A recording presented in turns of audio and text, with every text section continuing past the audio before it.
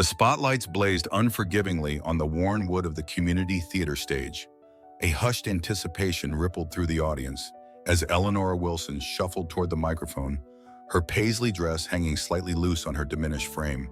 At 72, she was easily the oldest contestant in the Riverside's Hidden Stars talent competition by 4 decades. Behind the curtain, 2 production assistants exchanged knowing smirks. "This should be good," one whispered. "Wait till we get the reaction shots." What the audience didn't know, what Eleanor herself didn't fully comprehend, was that her presence on this stage was orchestrated as this season's sympathy segment. The show's producers had a Formula One contestant per season selected not for talent, but for guaranteed elimination. The Golden Oldie slot delivered reliable ratings gold when viewers witnessed the crushing of misplaced hope. Eleanor Wilson, with her thrift store dress and silver-streaked bun, was this season's unwitting sacrifice. But destiny had other plans that summer evening. In Riverside, plans that would transform a cruel joke into something transcendent. 3 weeks earlier, Eleanor sat at her kitchen table in her modest apartment on Maple Street, completing the daily crossword puzzle just as she had every morning for the past 15 years, since her retirement from teaching 3rd grade. Sunlight filtered through faded gingham curtains, illuminating a space where nothing had changed since her husband Thomas passed away. Photos of their daughter Sarah and grandchildren adorned every surface, testament to a life centered on others. 8 letters, musical term for sweet and tender, she murmured. Pencil hovering. The telephone's shrill ring interrupted her concentration. "Ellie, have you heard that television talent show is holding auditions at the community center next Tuesday?" Her friend Vivian's voice bubbled with excitement. "Oh, Viv." Eleanor chuckled, tucking a strand of silver hair behind her ear. "Those shows aren't for people like me." "Nonsense, I've heard you sing at choir practice. When you did that solo last Christmas, when Doris caught laryngitis, half the congregation was weeping. That was different, church is family." After hanging up, Eleanor wandered to her bedroom, opening the bottom drawer of her dresser, where a battered leather case lay untouched for decades. Inside rested yellowing sheet music and a certificate, National Youth Vocal Competition, Honorable Mention, 1972. Eleanor touched the certificate gently, memories washing over her. At 23, she had been poised for a life in music, her voice described as crystalline with uncommon emotional depth by local critics. Then came the regional conservatory audition, where Professor Nathaniel Granger had delivered his crushing assessment. "Technically sufficient, Miss Wilson, but ultimately forgettable. You lack the essential quality that separates hobbyists from artists. I recommend pursuing in other interests." 1 week later, she withdrew her music school application and enrolled in the teaching program instead.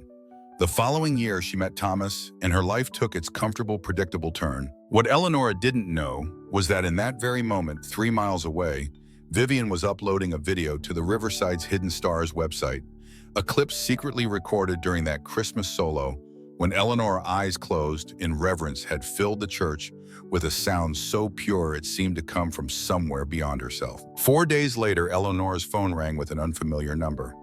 "Mrs. Wilson, this is Jason Brooks from Riverside's Hidden Stars. We received your audition video." "I'm sorry, there must be some mistake," Eleanor replied, her heart suddenly racing. "I didn't submit any video." Jason chuckled. "Well, someone certainly did. A beautiful rendition of Amazing Light at what appears to be a church service. That was you, wasn't it?" Eleanor's mind raced, immediately suspecting Vivian's well-intentioned meddling. "Yes, but Mrs. Wilson, we'd like to invite you to perform on next week's show. Your voice has a unique quality we believe could make for a truly memorable television moment." In the production office across town, Jason covered the mouthpiece, giving a conspiratorial wink to his colleague Patricia. They needed their weekly sympathy elimination. The contestant audiences would admire for courage, but ultimately vote off for their lack of competitive ability. Senior citizens were ratings magic. Viewers consumed these segments ravenously, sharing clips across social media with comments about courage at any age. "I couldn't possibly, Wamba," Eleanor stammered. "I haven't performed solo in public for decades." "All the more reason. America loves comeback stories," Jason insisted with practiced enthusiasm.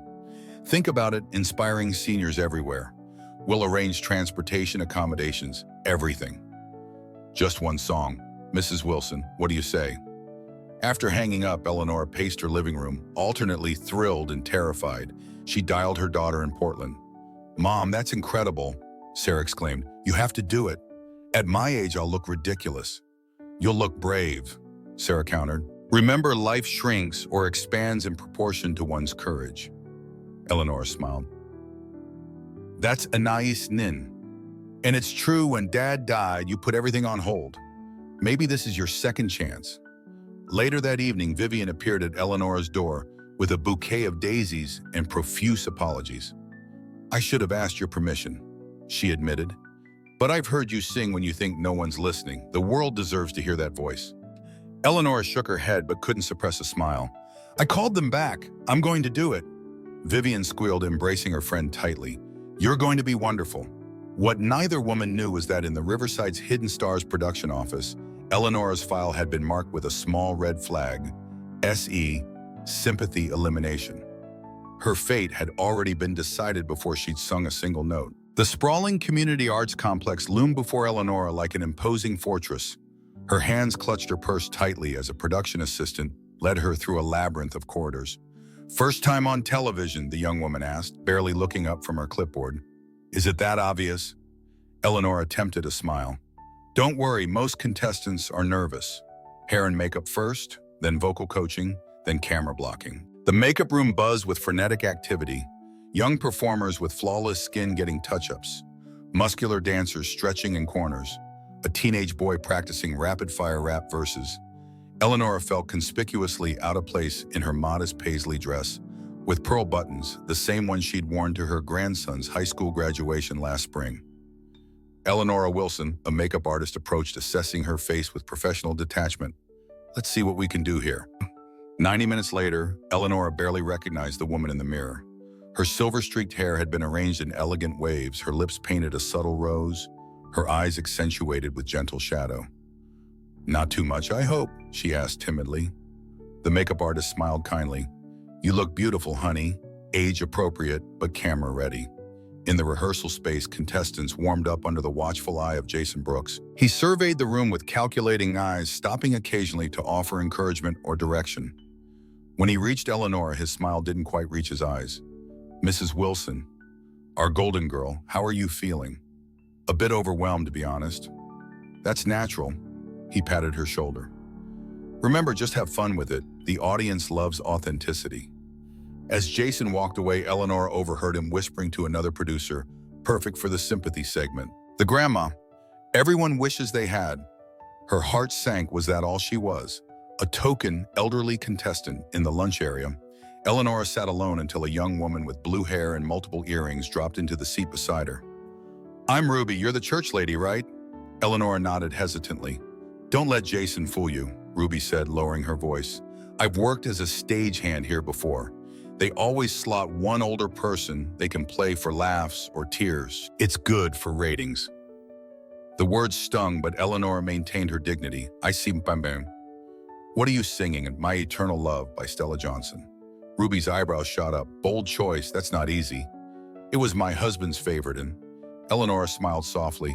"He used to say I sang it better than Stella herself." Ruby gathered her tray. "Well, prove them all wrong, church lady." Night fell outside the theater, but inside, final rehearsals continued under harsh lights. Eleanor sat in her dressing room, staring at the sheet music before her.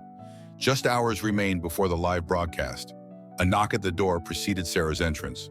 Her daughter had driven 5 hours to support her. "Mom, you look amazing."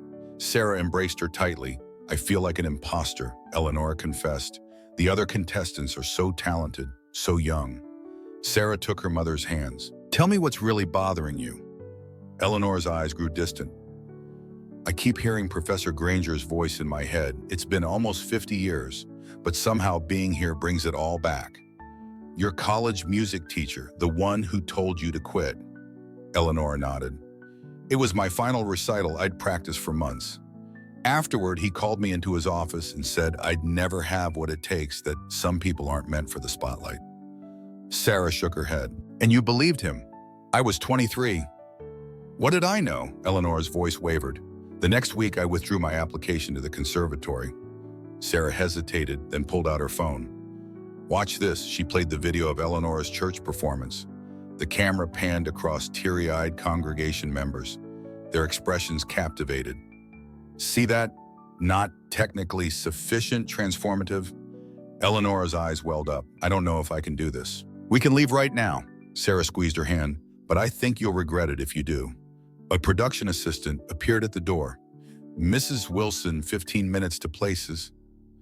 After Sarah left, Eleanor closed her eyes, memories washing over her. Thomas's face the first time he heard her sing her daughter as a toddler falling asleep to lullabies. The choir members who always said her harmonies carried them through difficult passages. Professor Granger's voice still lingered, but now other voices joined it. Vivian's encouragement, Ruby's challenge, Sarah's belief. Eleanor opened her eyes and squared her shoulders. She'd spent 50 years hiding in back rows and shower stalls. Even if they were using her as a joke, even if she failed spectacularly, she would fail on her own terms. She touched up her lipstick, straightened her paisley dress, and stepped into the hallway. Whatever happened next, she would sing her truth. The stage of Riverside's Hidden Stars was designed to intimidate blinding lights, a live audience of 803 celebrity judges known for their brutal honesty and cameras capturing every angle. Backstage contestants huddled like gladiators preparing for battle. You're eighth in the lineup, a stage manager informed Eleanor. Right after the teenage rock band and before the opera singer. She nodded, her throat suddenly dry. The first contestant, a young acrobatic dancer, bounded onto the stage to enthusiastic applause. Jason Brooks appeared at Eleanor's side, all television smiles and polished encouragement. Remember, Mrs. Wilson, just be yourself. America loves authenticity. The same words he'd used earlier. But now Eleanor detected their hollow center. Performances blurred together as Eleanor's moment approached. The teenage rock band finished to thunderous applause, their energy electric. Then silence fell as the stage was reset. Next up, the host announced, a grandmother from Riverside who's proving it's never too late to chase your dreams. Please welcome Eleanor Wilson. The audience clapped politely as Eleanor walked to center stage. The microphone stand seemed miles away. The lights blinded her, transforming the audience into a dark, faceless mass. She could sense the collective judgment, her outdated dress with its pearl buttons, her age-spotted hands, her silver-streaked hair. A camera zoomed in close enough for her to hear its mechanical whir. Good evening, Eleanor said, her voice barely a whisper. The microphone caught it, amplifying her nervousness. Someone in the audience tittered. Another coughed pointedly. Mrs. Wilson, the lead judge, a former pop star, spoke. Tell us about yourself. I'm Eleanor Wilson, 72 years old from Riverside. And what brings you to our stage tonight? She paused, considering the scripted answer the producers had suggested. Something about fulfilling lifelong dreams and inspiring seniors everywhere. Instead, she said simply, my friend Vivian recorded me singing in church and submitted it without telling me. Genuine laughter rippled through the audience. Not mockery, but warm appreciation for her honesty. Well, let's see what Vivian saw in you. The judge smiled indulgently. What will you be performing? My Eternal Love by Stella Johnson. The judges exchanged glances. It was a notoriously difficult song that had humbled many contestants half her age. The music began, those iconic opening piano notes swelling through the theater. Eleanor closed her eyes, letting the familiar melody wash over her. Her hands trembled slightly as she gripped the microphone stand. When she opened her eyes again, she wasn't seeing the audience or judges. She was seeing Thomas, her late husband, the night they danced to this song at their 40th anniversary celebration. My Eternal Love.